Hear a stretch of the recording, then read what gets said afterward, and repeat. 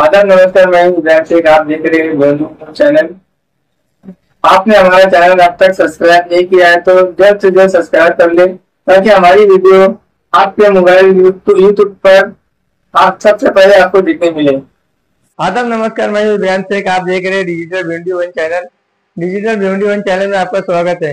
इस वक्त हम खड़े हैं कचहरी पाड़ा में, जहाँ पर कचहरी पाड़ा बालवाड़ी के पास ही शिव जयंती का प्रोग्राम रखा गया और ये बहुत ही ऐतिहासिक और अच्छा प्रोग्राम था, जहाँ पे हिंदू मुसलमान मिलकर शिव जयंती का प्रोग्राम किए। इस वक्त हमारे साथ में अपना यादव साहब और नितिन साहब और अपना समाजवादी पार्टी के भिवंडी शहर के जनरल सेक्रेटरी वारिस साहब भी हमारे साथ मौजूद है। छोट्याशा बाल कार्यकर्त्यांना अतिशय सुंदर भाषण केलेलं आहे। आता यानंतर कुठे गेले नेहमीचे? माझं नाव कैवल्य गणेश मरवट आहे। मी एकदा दुसरी शिकत आहे। मी आज छत्रपती शिवाजी महाराजांचा भाषण बोलणार आहे। शिवाजी राजा असा एकच होऊन गेला की असा एका पाण्यामध्ये आपला नाव करून गेला। सर्वांना माझा नमस्कार। माझे नाव कैवल्य गणेश मरवट आहे। आज 19 फेब्रुवारी छत्रपती शिवाजी महाराजांची जयंती साजरा करत आहोत। सर्वांना शिवजयंतीच्या हार्दिक शुभेच्छा। छत्रपती शिवाजी महाराजांचा जन्म 19 फेब्रुवारी 1630 रोजी किल्ल्यावर झाला। त्यांच्या आईचे नाव जिजाबाई आणि त्यांच्या वडिलांचे नाव शहाजी राजे भोसले। त्यांना माझे कोटी कोटी प्रणाम। बोला छत्रपती शिवाजी महाराजांचा। गणपती गजाश्वपती भूपती प्रजापती अष्टवधान जागृत अष्टप्रधान द्वेष्टित न्यायालंकार मंडित शास्त्र शास्त्रात पारंगत राजनीती धुरंधर प्रौढ प्रताप पुरंदर क्षत्रिय कुलावतांस सिंहासनाधीश्वर श्रीमंत श्री श्री श्री छत्रपती शिवाजी महाराज की राष्ट्रमाता राजमाता जिजाऊंचा छत्रपती संभाजी महाराजांचा डॉक्टर बाबासाहेब आंबेडकरांचा महात्मा ज्योतिबा फुलेंचा जय जिजाऊ जय शिवराय। जय जिजाऊ जय शिवराय। रातभर फिरणारे कार्यकर्ते आहेत, पण आपल्याला माहित नव्हतं, मलाही माहित नव्हतं शेजारी असून मागडले 20 वर्षे। पण जेव्हा ते जिजाऊ सृष्टीला महाराजांनी 2025च्या जिजाऊ सृष्टीच्या कार्यक्रमाला आले, कंप्लीट 3 दिवस होते। अतिशय उत्कृष्ट काम केलं त्यांनी आणि तिथून जगभरातून आलेले शिवप्रेमी जिजाऊ प्रेमी यांच्या त्यांनी ओळखी करून घेतल्या। एवढंच काय, पण भव्य दिवस जिजाऊ रॅली यात्रा मशाल यात्रा निघाली होती लोकोजीराव जाधवांच्या राजवाड्यातून। ही जिजाऊ मशाल यात्रा पूर्ण सिंदखेड फिरून आल्यानंतर तिथं भोजनाचा कार्यक्रम होता। तिथं जेवल्यानंतर पत्रावळ्या उचलण्याचं काम केलं आणि त्यांचं नाव सगळीकडे झालं। इथं 10-12 लाख लोकांमध्ये असे हे कार्यकर्ते वारिसबाई, पण आपल्याला माहित नसतं की आपल्या बाजूने एवढा चांगला कार्यकर्ता आहे। त्यांनी आजच्या शिवजयंतीबद्दल 2 शब्द बोलावे अशी विनंती करतो। हमारे मराठा सेवा संघ के यादव साहब जी, उनके अध्यक्ष, हमने जाकर देखने के बाद जो पार्टीशन गैपिंग बनी हुई है हिंदू मुसलमान के बीच कि भाई तुम मुसलमान हो तुम अलग रहो, तुम हिंदू हो अलग रहो, तुम एससी हो अलग रहो, तुम ओबीसी हो अलग रहो, ऐसा कुछ भी किसी धर्म जात किसी ग्रंथ में नहीं है। हम सर्व एक ही ईश्वर के संतान हैं। ईश्वर आसमान से या मंदिरों मस्जिदों में नहीं है, ये बोल रहा है यही ईश्वर है। ये जो बोल रहा है यही ईश्वर है। अब हमको ये बनना, हमको ईश्वर बनना है कि रावण बनना है या राक्षस बनना है। हम एक ही परमपिता परमेश्वर के संतान हैं, जिसको हम अरबी में अल्लाह कहते हैं, हिंदी में राम कहते हैं। अरबी को अगर ट्रांसलेट किया जाए, अरबी को अल्लाह को ट्रांसलेट किया जाए हिंदी में, तो उसका मतलब होता है पालनहार, मालिक। और राम को भी, राम जो है फारसी लफ्ज है, इसको ट्रांसलेट किया जाए तो इसका मतलब होता है पालनहार। राम का भी मतलब होता है पालनहार। तो राम और रब में कोई फर्क नहीं है। जो राम है वही रब है, जो रब है वही राम है। यह है कि वो अरबी में रब बोलता है, हम हिंदी में राम बोलते हैं। 3000 वर्ष तक ब्राह्मणों का अधिकार रहा है शिक्षा पे।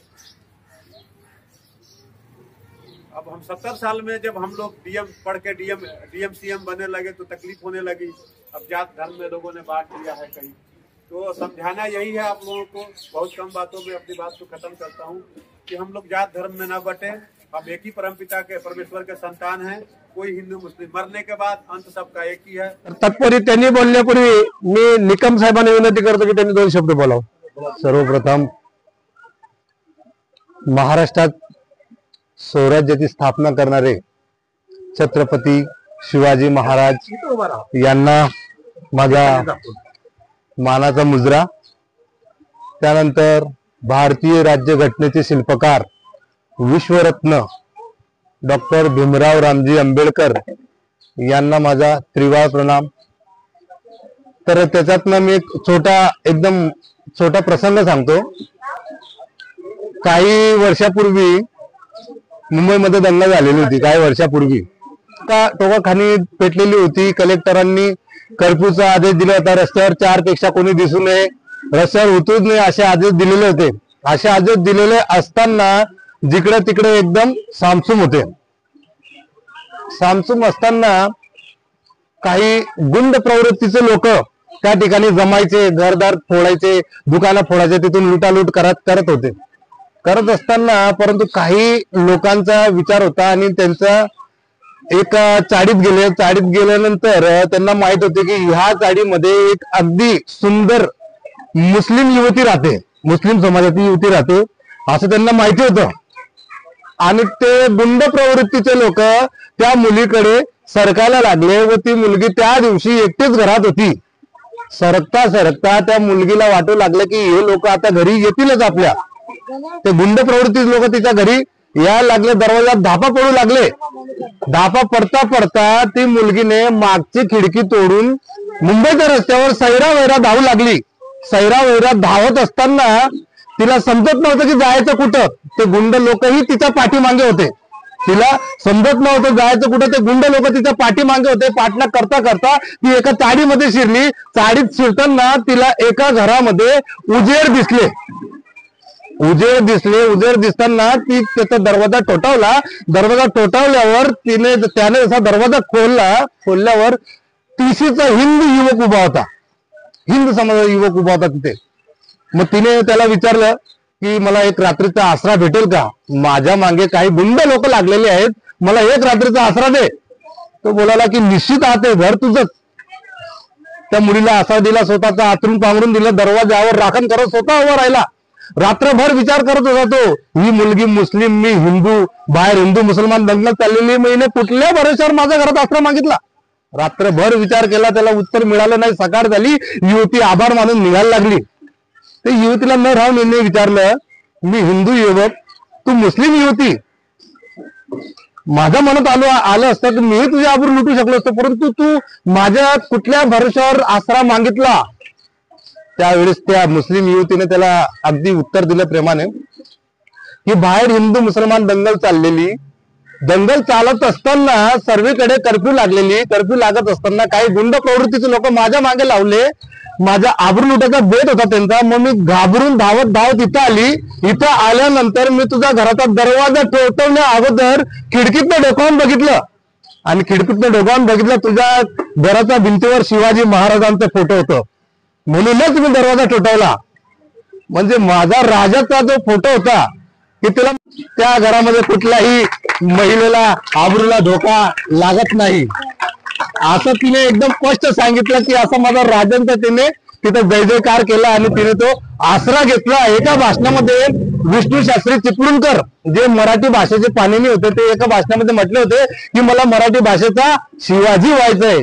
म्हणजे शिवाजी फक्त नाव नाही, शिवाजी म्हणजे कर्तृत्व नाही, शिवाजी म्हणजे सर्वोच्च प्रतीचं प्रमाण हा। एवढे 2 शब्द बोलून माझे शब्द मी थांबवतो। वाणीला